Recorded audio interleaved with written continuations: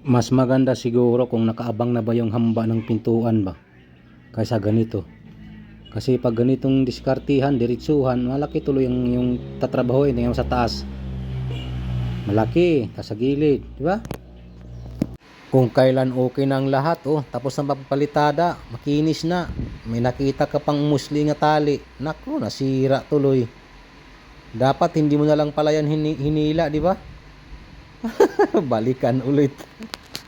Ayos din ang kanilang naisip dito, ginawa nilang paraan. Para nga naman hindi sila mahirapan magpasa halo, kung baga. Meron naman silang wilbaro.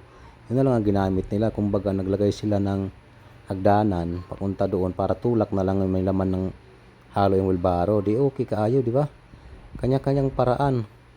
Ganun talaga pag mga nasa construction ka talaga, kailangan gumawa ka talaga ng diskarte. O di okay kaayo.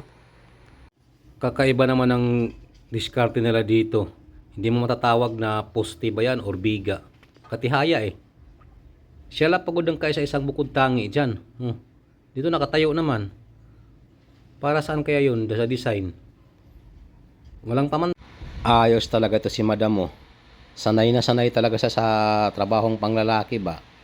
Yung tile installer. Tapos hindi basta-basta pa naman yung diskarte, kay dry pack pa talaga. Ito pa naman ang mahirap naman gawin pag hindi tama talagang angatan. Pero nakita nyo naman ang kanyang diskarte, green out niya muna, lagyan mo ng grout yung flooring, malabnaw ba na halo. Saka siya naglagay ng kanyang dry mix o dry na halo. Tapos nag-back battering din siya ng tiles. O di okay kaayo. At saka malapad to na tiles tapos isa lang mag-isa. Ubaw naman. Dito ka talaga nga sa babae na to. Ano, nakaya niya yun? Kusgan. Diba? Okay kaayo. Ito na babae talaga. Tile installer talaga ito.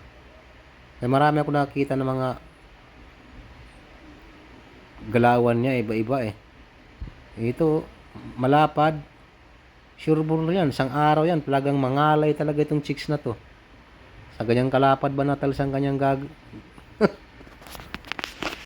Ganito lang palang pinakamadaling diskarte kaysa sa naman gagamitan mo pa ng braso. Basta't magsuot ka lang ng guantes or gloves. Tapos kamutin mo na, kamay-kamayin mo na lang, oh. Okay ka.